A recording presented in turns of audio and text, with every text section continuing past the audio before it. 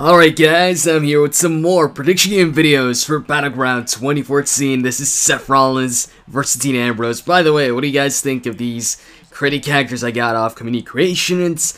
Whenever I make, my prediction game videos, I like to have, characters updated. So whether it just be like a color change in the attire, or in this case, a complete change in the attire, because both Seth Rollins and Dean Ambrose right now, they're in-game character models for 2K15. 2K14 is, the old Shield gear, and neither Seth or Dean still wear that. So decided I'd download some created characters that have the updated attires. And I think this Seth created character, this Rollins created character is pretty damn good. I think the Dean Ambrose one is good too, but maybe not as good as the Seth Rollins one. So, anyways, enough talking about the created characters here. Let's actually talk about the match and why I think Seth Rollins is going to win this. Now, initially I was gonna go with Dean Ambrose on this one, but then after thinking about it a little bit more, I was leaning towards Rollins instead. And the thing is with this feud is, I think it's going to be a series of matches. I don't think it's just going to be Battleground and that's it. I think that after Battleground, there's going to be a rematch. It's going to be Seth versus Ambrose once again at SummerSlam. Probably in like some sort of stipulation match, like a no holds barred or something like that, or a street fight. Well, street fight, no holds barred is pretty much the same thing. And then maybe even a match at Night of Champions, because from what I hear, they're really going to be pushing Night of Champions, since the WWE Network subscriptions, the first batch of them, are expiring like right before Night of Champions or something like that. So I read that they're going to really stack the card. So what I could see is like the last match between Ambrose versus Rollins to determine who's the better man or something like that, or maybe with the Money in the Bank briefcase on the line. Who knows, but that's me just looking a bit too far ahead here. Now, one of the reasons why I was initially going with Ambrose on this is because Seth Rollins has pretty much gotten the best or the better of Ambrose on every single occasion. Apart from Ambrose stopping him from cashing in, I think twice now or something like that, Rollins has taken out Ambrose with the curb stomp a bunch of times. He's done it on SmackDown, Raw, and, just this past freaking Raw. They all attacked Ambrose before the tag team match, the 6-man tag team match. Rollins, Kane, Randy attacked him backstage, took him out of the match. I thought he was going to come back, towards the end of the match, but he didn't come back. And then on SmackDown this week, Seth Rollins, once again, with the help of Kane, takes out Ambrose.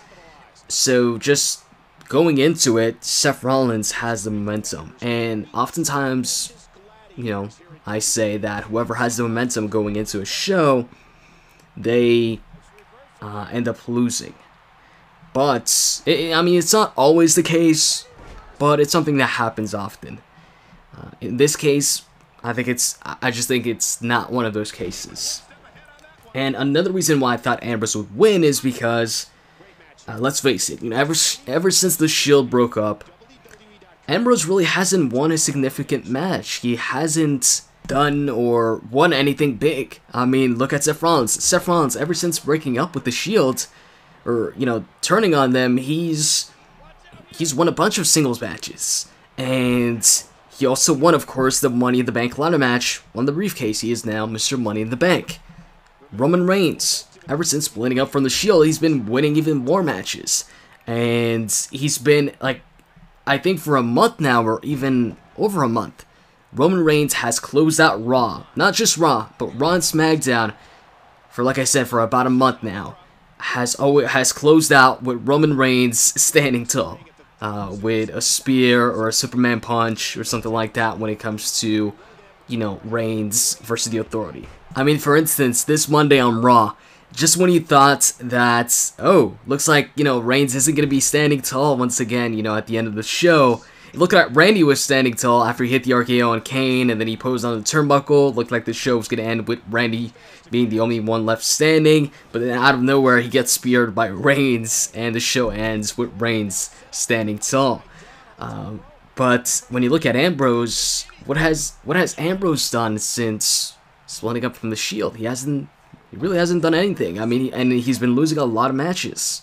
To be honest, I don't even remember the last like one-on-one match he won. I'm sure he might have won like a match on Main Event or something like that.